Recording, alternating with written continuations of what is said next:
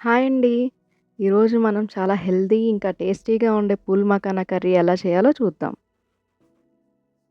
మొదటగా ఒక mixer jar తీసుకొని అందులో అల్లం వెల్లుల్లి ముక్కలు, ఉల్లిపాయ ముక్కలు, ఇంకా టమాటా ముక్కలు వేసుకొని ఎక్కడా పలుకు లేకుండా ఫైన్ పేస్ట్‌లా చేసి పక్కన పెట్టుకోండి. ఇది మన కర్రీకి మంచి బేస్ ఇంకా రుచిని ఇస్తుంది. ఇప్పుడు కడాయిలో కొంచెం నెయ్యి వేసి మఖానాని అందులో వేసి వేయించుకోండి. నెయ్యి వేసి వేయించడం వల్ల మఖానాకి మంచి ఫ్లేవర్ వస్తుందండి. ఇవి వేగిన తర్వాత తీసి పక్కన పెట్టుకోండి.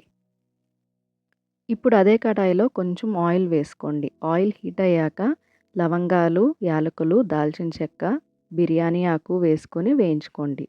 తర్వాత మనం ముందుగా రెడీ చేసి పెట్టుకున్న ఉల్లిపాయ టమాటా పేస్ట్ వేసి దానికి తగినంత ఉప్పు, పసుపు వేసుకొని బాగా కలుపుకొని ఉడికించుకోండి. మసాలా బాగా ఉడికి నూనె పైకి తేలుతున్నప్పుడు ఇందులో మనం ముందుగా వేయించి పెట్టుకున్న పూల్ మఖానాని వేయండి. దీంతో పాటు కొంచెం పుదీనాను కూడా వేసి బాగా కలపండి. ఈ పుదీనా ఫ్లేవర్ మఖానాకి బాగా పట్టేలా ఒక 5 మినిట్స్ లో ఫ్లేమ్ మీద ఉడికించుకోండి.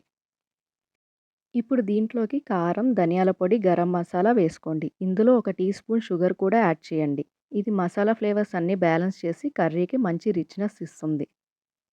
5 మినిట్స్ తర్వాత మన కర్రీ పర్ఫెక్ట్‌గా రెడీ అయిపోయింది. ఇప్పుడు చివరగా కొత్తిమీర వేసుకొని ఒకసారి కలుపుకోండి.